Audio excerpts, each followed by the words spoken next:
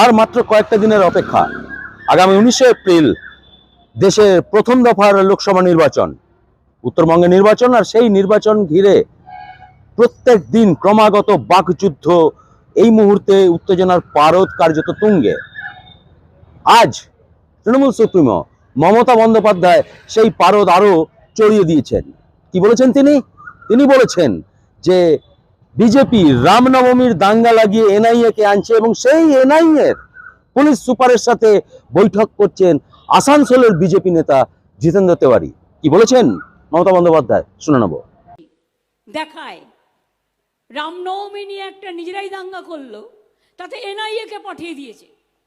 আমার কাছে ডকুমেন্ট আছে, বিজেপির নেতা জিতেন তেওয়ারি এনআইএ এসপির সাথে মিটিং করছে, আমরা তার কমপ্লেন পাঠিয়েছি। মনে রাখবেন, এখানকার বিজেপি নেতারা বলে দেবে ওর বাড়িতে গিয়ে ইনকাম ট্যাক্স রেড করো, ওর বাড়িতে ইডি করো, ওর বাড়িতে সিডি করো। আর তৃণমূল কংগ্রেস করলে সব চোর, আর তুমি মহারাজ সাধু হলে আজ আমি আজ চোর বটে। তোমার পকেট ভর্তি কালো টাকায়, তোমার সারা শরীর ঢেকে গেছে কালো টাকায়।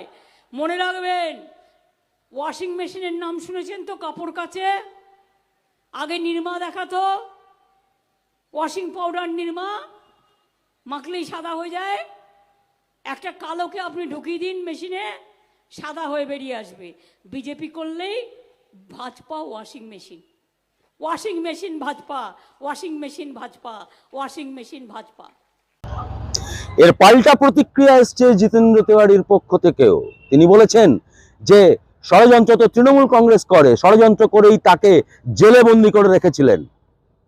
তিনি মমতা বন্দ্যোপাধ্যায়কে বলেছেন যে মুখ্যমন্ত্রীর চেয়ারে বসে এত খেলো কথা বলা যায় না। না, আমি জর্জ বুশের সঙ্গে মিটিং করছি এটা বলেন না, এটাই যথেষ্ট। আর ভারতীয় জনতা পার্টি কোনো ষড়যন্ত্র করে না, ষড়যন্ত্র তো তৃণমূল কংগ্রেস করে। ভুলে গেছেন উনি?